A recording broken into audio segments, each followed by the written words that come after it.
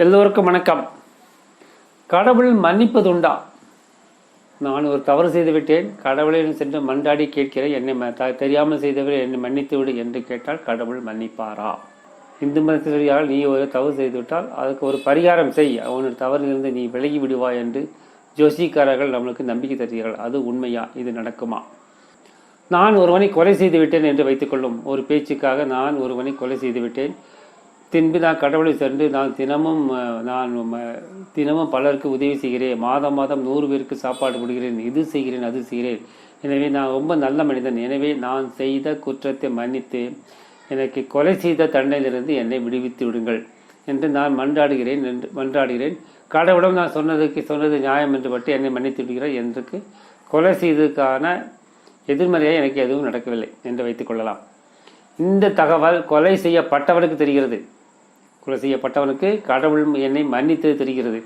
அவனுடைய மனம் எப்படி இருக்கும்?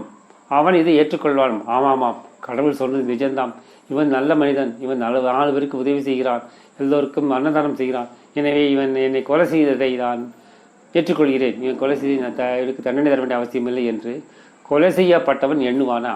நிச்சயம் இல்லை. எப்படி ஒரு மனிதன் துடிக்க இறைந்தானோ அதே போல் என்னை கொல்லவனும் இறக்க வேண்டும் என்றுதான் விரும்புவான். இது 99.9 மக்கள் விரும்புவது. தன்னை கொலை செய்வதை மன்னிக்கும் குணம் இயேசுநாதருக்கு இருக்கலாம், மகாத்மா காந்திக்கு இருக்கலாம், ஆனால் 99.9 மனிதர்களுக்கு நிச்சயமாக இருக்க முடியாது. நாம் பட்ட கஷ்டத்தை அவனும் அனுபவிக்க வேண்டும் என்று நம்மை போன்ற சாதாரண மனிதர்கள் எல்லோரும் வேண்டுமோ. அப்படி என்றால் நமக்கு என்ன நியாயம் வழங்க வேண்டும் இறைவன் நாம் அடுத்தவனுக்கு என்ன செய்தோமோ அதை நமக்கு நடக்குமாறு பார்த்து கொள்ள வேண்டும்.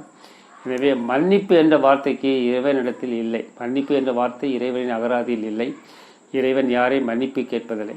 நாம் செய்த கெட்டதின் பலனை அனுபவித்து ஆக வேண்டும், நாம் செய்த நல்லதின் பலனையும் அனுபவித்து ஆகணும். ஒரு கெட்டதை செய்து 10 நல்லது செய்து அதை கழிக்க முடியாது. இதை நீங்கள் உறுதியாக தெரிந்து கொள்ளுங்கள்.